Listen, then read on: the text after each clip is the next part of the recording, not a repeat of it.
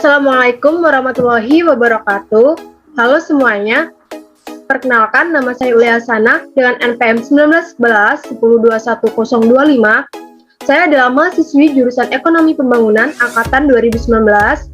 Di sini saya akan melakukan sebuah olah data dengan menggunakan aplikasi Stata. Olah data yang akan saya gunakan yaitu yang pertama, kita akan melihat persamaan regresi linear berganda. Yang kedua, kita akan melakukan uji hipotesis, yaitu uji T dan uji F. Dan yang ketiga, kita akan melakukan uji asumsi klasik yang berupa uji normalitas, uji multikolinearitas, dan uji heteroskedastisitas. Sebenarnya, untuk uji asumsi klasik, itu ada satu lagi namanya uji autokorelasi. Tetapi di sini tidak saya gunakan karena data yang akan saya gunakan itu data cross-section. Sedangkan untuk uji autokorelasi itu sendiri, itu digunakan pada data time series. Nah, kita langsung aja di sini, kita buka aplikasi Statanya terlebih dahulu. Nah, ini adalah tampilan dari aplikasi Stata. Di sini saya menggunakan Stata 16. Nah, langkah awal yang harus kita lakukan, yaitu kita membuka do file-nya terlebih dahulu. Kita buka do file. Nah, di sini nanti kita akan memasukkan berupa perintah yang akan kita jalankan untuk mengolah data nantinya. Di sini saya sudah menyiapkan sebuah do file. Saya buka dulu do file-nya.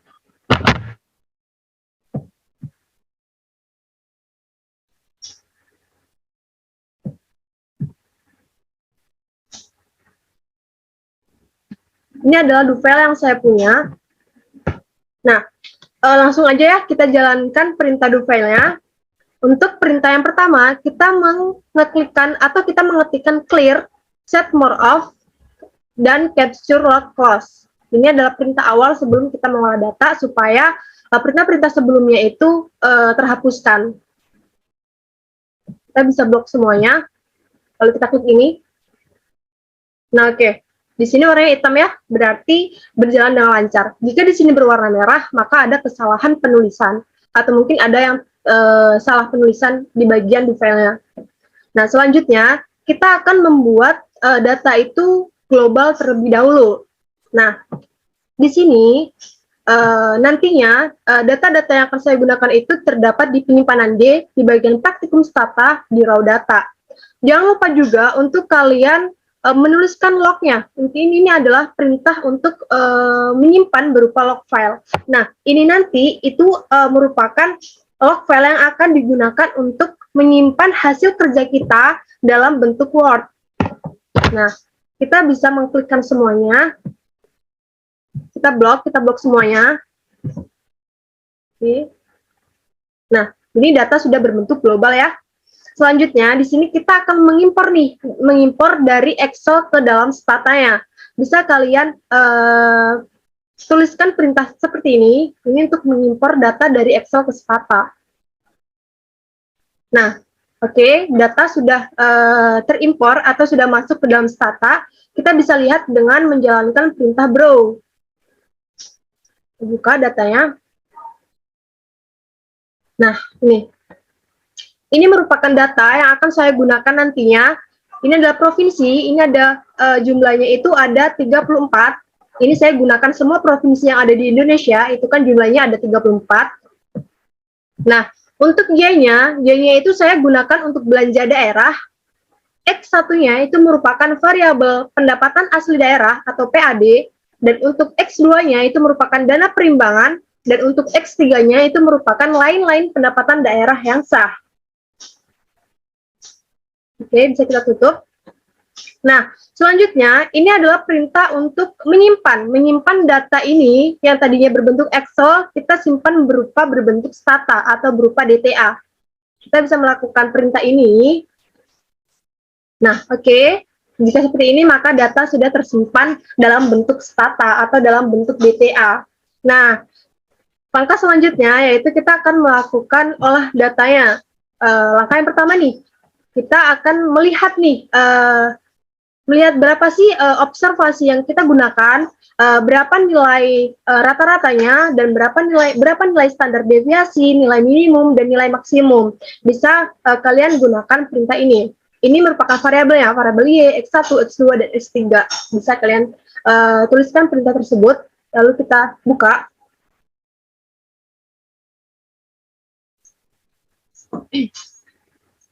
Nah, maka dia akan menghasilkan seperti ini. Ini adalah hasilnya. Di sini nih, bisa kalian lihat nih, untuk observasinya, untuk Y1, X1, untuk Y, X1, X2, dan X3, itu ternyata sebesar 34 observasi yang tadi saya gunakan kan berupa 34 provinsi yang ada di Indonesia. Ini merupakan nilai meannya, nilai standar deviasi, nilai minimal, dan nilai maksimalnya. Nah, untuk variabel Y-nya itu sendiri, itu dengan observasi 34, dengan nilai meannya itu sebesar 32,8 miliar, dengan standar deviasi itu sebesar 29,8 miliar, untuk nilai minimumnya itu sebesar 1,99 miliar, dan untuk nilai maksimumnya itu sebesar 128 miliar rupiah. Untuk X1-nya nih, nah untuk X1-nya ini ternyata dengan jumlah observasi 34, dengan nilai mean itu sebesar 7,75 miliar rupiah, dengan standar deviasi itu sebesar 10,9 miliar rupiah, dengan nilai minimum sebesar 347 juta rupiah, dan nilai maksimumnya itu sebesar 39,9 miliar rupiah. Untuk X2-nya, ini kan untuk X2-nya atau dana perimbangan, untuk untuk observasinya itu sebesar 34, untuk meannya atau untuk rata-ratanya itu sebesar 19 miliar rupiah, untuk dengan standar deviasi sebesar 14,6 miliar, untuk nilai minimumnya itu sebesar 5,42 miliar, dan untuk nilai maksimumnya itu sebesar 64,3 miliar rupiah. Untuk X3 ini merupakan lain-lain pendapatan daerah yang sah. Untuk jumlah observasinya itu ada 34, dengan nilai mean atau nilai rata-ratanya itu sebesar 6,3 miliar rupiah, dengan standar deviasi sebesar 6,13 miliar rupiah, dengan nilai minimum sebesar 1,9 miliar rupiah, dan nilai maksimum sebesar 24,3 miliar rupiah. Nah, yang selanjutnya, kita akan melihat nih kesamaan regresinya atau hasil dari regresinya. Nah, untuk bunyi hipotesisnya itu sendiri, di sini yaitu H0, itu tidak ada pengaruh yang positif dan signifikan antara variabel X terhadap Y. Untuk HA-nya, itu ada pengaruh yang positif dan signifikan antara variabel X terhadap variabel Y. Nah,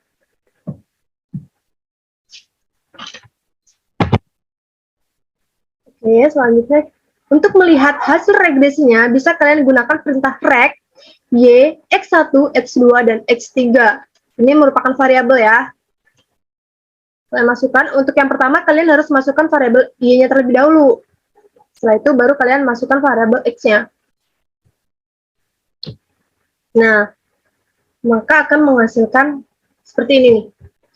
Ini merupakan hasil olah data untuk melihat persamaan regresi, untuk melakukan uji hipotesis, untuk melihat koefisien determinasi, itu semuanya ada di sini. Nah, dari hasil ini ini nilai konstata, nilai X1, X2, dan X3, maka akan menghasilkan persamaan regresi sebesar Y sama dengan minus 768 plus 0,9307 untuk X1 plus 1,0675 untuk X2 dan plus 1,0088 untuk X3. Nah, ini didapat dari mana? Ini untuk minusnya ini didapat dari konstata ini sebesar minus ini. Untuk 0,9307 ini didapat dari ini untuk X1, dan yang lainnya untuk X2 dan X3 didapatkan dari sini. Maka akan menghasilkan persamaan regresi seperti ini. Nah, apa sih nilai dari maksud nilai-nilai tersebut? Nah, dari persamaan regresi ini, bahwa nilai konstanta A ini yang sebesar minus 768, itu bahwa Kondisi ini itu mencerminkan jika variabel independen yang terdiri dari PAD, dana perimbangan, dan lain-lain pendapatan daerah yang sah tidak ada perubahan atau sebesar 0, maka variabel tingkat belanja daerah itu pada provinsi di Indonesia itu akan mengalami penurunan sebesar minus 768 juta rupiah. Karena dia minus, maka akan mengalami sebuah penurunan sebesar ini, 768 juta rupiah. Nah, pada nilai di X1 di bagian pendapatan asli daerah itu ternyata berpengaruh positif, ya kan? Nah, terhadap belanja daerah, yang artinya jika pendapatan asli daerah itu naik sebesar 1 miliar, maka belanja daerah itu akan mengalami peningkatan atau naik sebesar ini, 0,9306 miliar rupiah.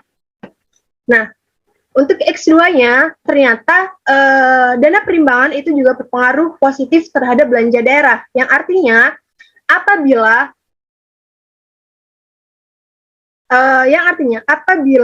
dana perimbangan itu naik sebesar 1 miliar rupiah, maka belanja daerah akan naik sebesar ini, 1,0675 miliar rupiah. Gitu juga dengan X3, dengan lain-lain pendapatan daerah yang sah nih. Apabila lain-lain pendapatan daerah yang sah ini naik sebesar 1 miliar, maka belanja daerah akan naik sebesar ini, 1,0087 miliar rupiah. Nah, seperti itu ya untuk persamaan regresi linear bergandanya. Yang selanjutnya, kita akan melakukan uji hipotesis. Uji hipotesis itu ada dua. Yang pertama ada uji T dan ada uji F. Kita melakukan uji T terlebih dahulu. Kita akan melihat berdasarkan perbandingan dari T-tabel dan T-hitung. Kita lihat dari perbandingan T-tabel dan T-hitungnya terlebih dahulu ya. Untuk nilai dari T-hitungnya itu sendiri, itu kita bisa lihat di sini. Ini, di bagian T. Untuk X1 sebesar 24,84, untuk X2 sebesar 23,10, untuk X3 sebesar 11,52. Nah, untuk T-tabelnya itu sendiri, nah, ini nilai T-tabel sudah saya ketikkan di sini. Untuk alfa 5% dan untuk observasi 34 itu sebesar 1,6972 untuk nilai T-tabelnya. Nah, di sini dapat terlihat bahwa nilai T-tabel, nilai T-hitung X1-nya sebesar 24,84, ternyata dia lebih besar nih, lebih besar dari nilai T-tabelnya sebesar 1,6972. Berarti dapat disimpulkan bahwa ternyata nilai T-hitungnya itu lebih besar dari T-tabel. Maka di sini dapat disimpulkan bahwa dia menolak H0 dan menerima HA, atau ada pengaruh yang positif dan signifikan antara pendapatan asli daerah terhadap belanja daerah.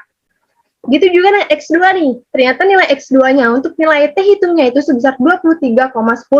Itu menandakan bahwa ini itu nilai T-hitungnya itu lebih besar dari nilai T-tabel, yaitu sebesar 1,6972 kan. Maka dapat disimpulkan bahwa dia menolak H0 dan menerima HA. Atau dapat diartikan bahwa dana perimbangan itu berpengaruh positif dan signifikan terhadap belanja daerah. Gitu juga dengan X3 nih. Untuk nilai T-hitungnya itu sebesar 11,52, itu kan berarti dia lebih besar nih dari T-tabelnya. Maka dapat disimpulkan bahwa dia menolak H0 dan menerima HA, atau ada pengaruh yang positif dan signifikan antara lain-lain pendapatan daerah yang sah terhadap belanja daerah. Nah, itu kan tadi dari perbandingan T-hitung dan T-tabel. Sekarang kita juga bisa melihat dengan perbandingan probabilitas. Untuk nilai probabilitasnya itu, untuk X1, X2, dan X3 itu sebesar 0 nih. Ya kan, semuanya 0. Berarti di sini dapat disimpulkan bahwa itu lebih kecil dari alfanya. Alfanya sebesar 0,05 atau 5%. Maka dapat disimpulkan bahwa dia menolak H0 dan menerima HA. Atau ada pengaruh yang positif dan signifikan antara pendapatan asli daerah, dana perimbangan, dan lain-lain pendapatan asli daerah terhadap belanja daerah. Nah, sekarang kita ke uji hipotesis untuk uji F. Nah, uji F kita bisa lihat di sini. Ini nilai dari F hitungnya sebesar 506,04. Di sini Untuk F tabelnya itu sendiri, itu sudah saya cari, itu sebesar 0,1160. Dapat kita lihat kan bahwa di sini ternyata nilai F hitungnya itu lebih besar dari nilai F tabelnya.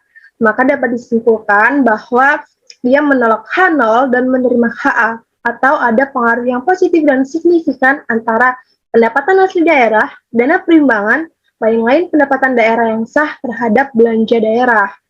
Itu berdasarkan T hitung dan T tabel. Kita juga bisa melihat dari probabilitas dari F hitungnya. Maaf ya, tadi uji F ya. Kita bisa melihat dari uji F-nya. Nah, ini merupakan nilai dari probabilitas dari F hitung ya, dari F uji F-nya itu sebesar 0,0000. Itu dapat disimpulkan bahwa ternyata itu lebih kecil dari 0,05, lebih kecil dari alfanya kan. Maka dapat disimpulkan bahwa ada pengaruh yang positif dan signifikan antara pendapatan asli daerah, dana perimbangan, lain-lain pendapatan daerah yang sah terhadap belanja daerah. Oke. Untuk uji hipotesisnya selesai sampai di situ. Yang akan kita lakukan selanjutnya yaitu kita akan melakukan uji asumsi klasik. Nah, uji asumsi klasik yang pertama nih, kita akan melakukan uji normalitas terlebih dahulu. Nah, untuk metode di sini saya gunakan metode Shapiro-Wilk. Nah, kita bisa melakukan perintah ini untuk X1, X2, dan X3. Langsung aja kita blok semuanya, kita lihat di sini. Nah, maka akan menghasilkan ini. Ini untuk nilai X1, X2, dan X3. Kita bisa lihat di bagian probabilitasnya ini nih. Nah, ternyata di bagian probabilitasnya ini, ternyata nilainya itu lebih kecil dari 0,05 kan? Berarti dapat disimpulkan bahwa dia menolak H0 dan menerima HA, atau ternyata data ini tidak terdistribusi normal. Untuk tiga-tiganya ya, data tidak terdistribusi normal. Untuk selanjutnya, kita melakukan uji multikolinearitas nih. Untuk metodenya, kita gunakan metode variance inflation factor. Nah, kita bisa mengklikkan perintah ini. Oke, untuk nilai varian inflation faktornya itu sendiri, kita bisa lihat di sini, di demand-nya ini, itu sebesar 5,20. Itu dapat disimpulkan bahwa nilai ini ternyata masih di bawah 10. Atau dapat disimpulkan bahwa kemungkinan tidak ada masalah multikolinearitas pada penelitian ini. Nah, yang terakhir nih, untuk uji asumsi yang terakhir, kita melakukan uji asumsi yang namanya heteroskedastisitas. Kita menggunakan metode Bruce Pagan ya. Kita ketikkan perintah ini, lalu kita lihat nilainya. Nah, kita lihat di bagian probabilitasnya nih. Nah, ternyata probabilitasnya itu sebesar 0,1811 atau dia lebih besar dari 0,05 atau lebih besar dari 5%. Maka dapat disimpulkan bahwa ternyata penelitian ini, data yang saya gunakan itu bersifat homoskedastisitas, atau dapat disimpulkan pula bahwa penelitian ini itu terbebas dari masalah heteroskedastisitas. Oke, mungkin cukup sekian penjelasan dari saya mengenai olah data menggunakan aplikasi Stata. Apabila ada kesalahan, saya mohon maaf. Saya akhiri. Wassalamualaikum warahmatullahi wabarakatuh. Terima kasih.